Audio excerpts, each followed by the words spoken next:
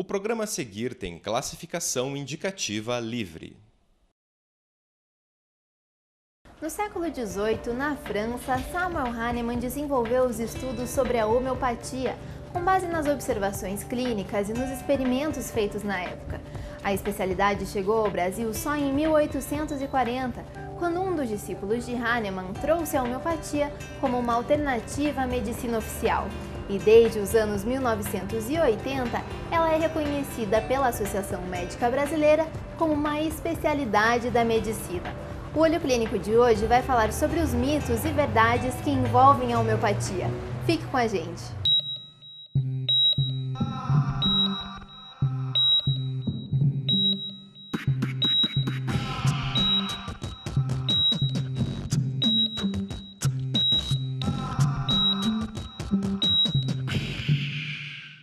A homeopatia é um sistema terapêutico que tem como base o princípio da semelhança, que foi anunciado pela primeira vez por Hipócrates no século IV a.C.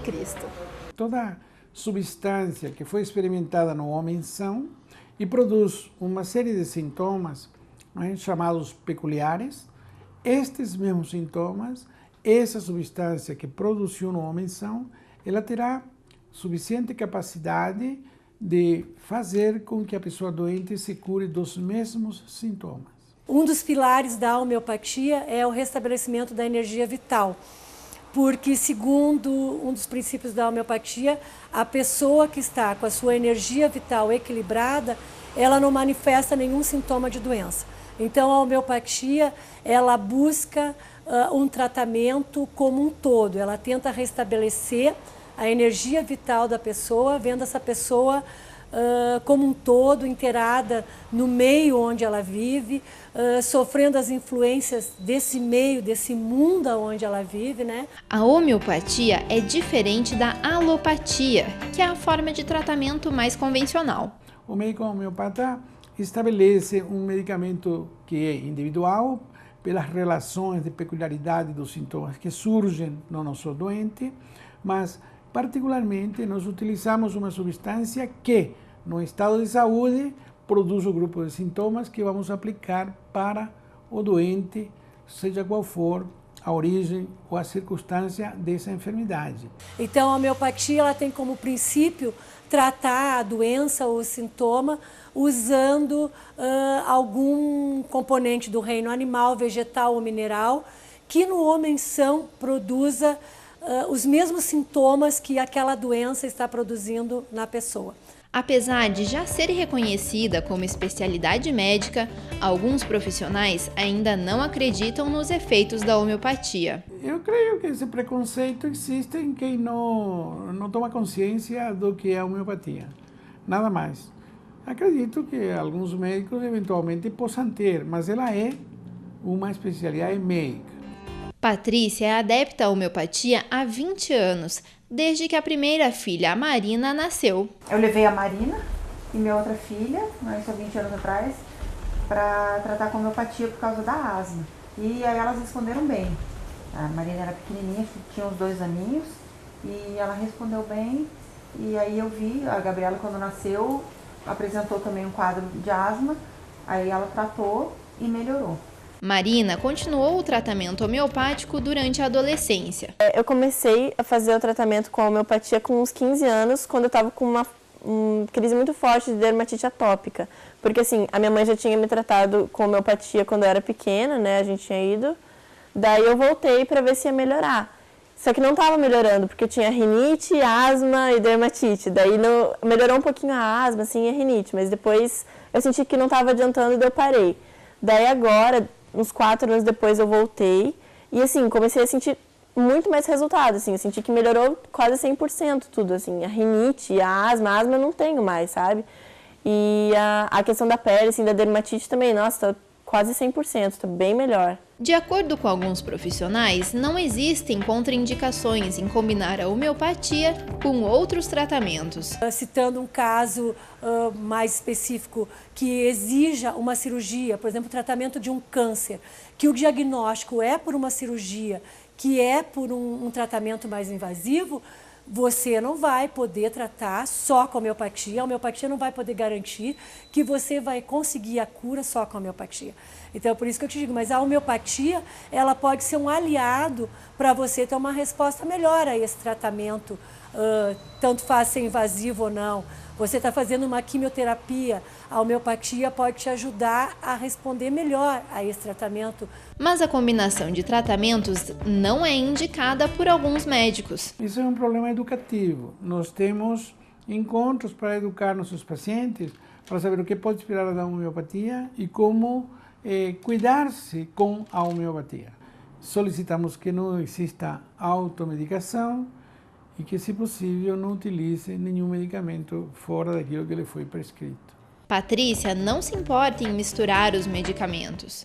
Eu tomo remédio alopático, porque eu tenho artrose, né, dores na coluna, então de vez em quando está muito dolorido, eu tomo um mil relaxante, um anti-inflamatório.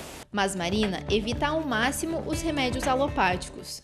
Se tiver que tomar remédio alopático, eu tento assim esperar o ápice assim da dor ou de eu estar passando mal. Eu sempre busco só a homeopatia, porque eu não gosto de tomar. E quando está com dor ou mal-estar, pede auxílio para o médico. Eu evito, assim, eu ou vou dormir, eu tomo um pouquinho mais de homeopatia, falo com o médico para ver o que eu vou fazer, mas assim, só se eu estou passando muito mal mesmo que eu tomo, porque senão eu não tomo. É fundamental conhecer quem é essa pessoa, como pensa, o que imagina na sua vida, como resolve seus problemas, se é uma pessoa irresoluta ou resoluta, enfim, como vive, como sofre e como se dedica a ela mesma para resolver a sua vida. E, sobretudo, a maneira como se dispõe a relacionar-se não somente consigo mesmo, mas particularmente com as outras criaturas. Ao contrário do que muita gente pensa, o tratamento homeopático não é lento. Veja, uma artrite reumatoideia, por exemplo, alopaticamente, se quer dizer assim, na medicina convencional, vai ter que tratar uma vida, né? Porque a artrite reumatoideia é uma doença grave, uma espondilite anquilosante são doenças graves, né? E essas enfermidades, nós podemos ter um tempo menor para solucionar. Uma crise de asma, por exemplo, né? Um asmático, um bronquítico. Outro mito é o chamado efeito placebo, o nome dado à resposta terapêutica produzida a partir da crença de que o paciente está sendo tratado. Neste caso, os efeitos do medicamento placebo são diferentes dos efeitos que os seus princípios ativos deveriam produzir. Pra mim funciona, sabe? Não sei, eu acho que demora um pouquinho, porque assim, como você vai trabalhar a doença de dentro para fora, não é de uma hora para outra, né? Que você vai tomar um remédio e no dia seguinte você vai estar melhor. Então, eu acredito que é com o tempo, mas acredito nessa cura, assim, nessa melhora com a homeopatia. Os medicamentos homeopáticos que são receitados pelo médico devem ser produzidos, na maioria das vezes, em farmácias de manipulação. Nós temos alguns medicamentos industrializados homeopáticos. Por exemplo, nós mesmos trabalhamos com a linha da Veleda, que é um laboratório alemão, que ele é um dos laboratórios que industrializa a homeopatia. Ele tem alguns medicamentos industrializados, registrados na Anvisa. Existe, inclusive, uma legislação a ser cumprida para os medicamentos homeopáticos dinamizados, como serem registrados perante a Anvisa. Temos 2 ou 3 laboratórios no Brasil que produzem medicamentos homeopáticos industrializados. Os medicamentos de uso interno são produzidos em forma de gotas, dose única, glóbulos e tabletes. Já os de uso externo são em cremes ou em pomadas. E a homeopatia é diferente dos florais e dos fitoterápicos. O fitoterápico não é dinamizado, não foi individualizado, sua ação é uma ação de estudo de ações químicas provocadas por aquelas substâncias. Entendi, ele não passa pelo método, Não, método que... não tem nada a ver com a homeopatia. Os medicamentos homeopáticos possuem um método específico para serem produzidos, de acordo com algumas escalas e com a farmacopeia homeopática. O princípio da homeopatia é basicamente diluição e energização. Então, a dinamização, que a gente chama, é esse processo de energização do medicamento. Eu parto de uma tintura-mãe ou de uma trituração e, de acordo com a escala, eu vou fazendo a diluição. Por exemplo, se a escala é centesimal, eu vou fazer uma diluição 1:100. A agitação também deve ser feita antes de tomar o remédio. Nosso paciente que utiliza o líquido, por exemplo, nós sugerimos que ele utilize a agitação antes de utilizar de cada vez o medicamento, a fim de que se dê uma melhoria na energia que se encontra nesse medicamento, porque pela agitação diminui o número de íons desse frasco, né? E essa diminuição de íons determina a liberação de energia. Marina pretende levar o tratamento homeopático para a vida toda. Eu gosto de homeopatia, eu quero dar para os meus filhos quando eu tiver filho, assim, sabe? Eu quero evitar ao máximo a alopatia, assim. Desde bebezinho eu quero tratar com homeopatia. Se você se interessou, procure um médico homeopata e comece a cuidar do seu corpo de dentro para fora. O Olho Clínico de hoje fica por aqui. Você pode rever este e outros programas no nosso site e nas nossas redes sociais. Até semana que vem!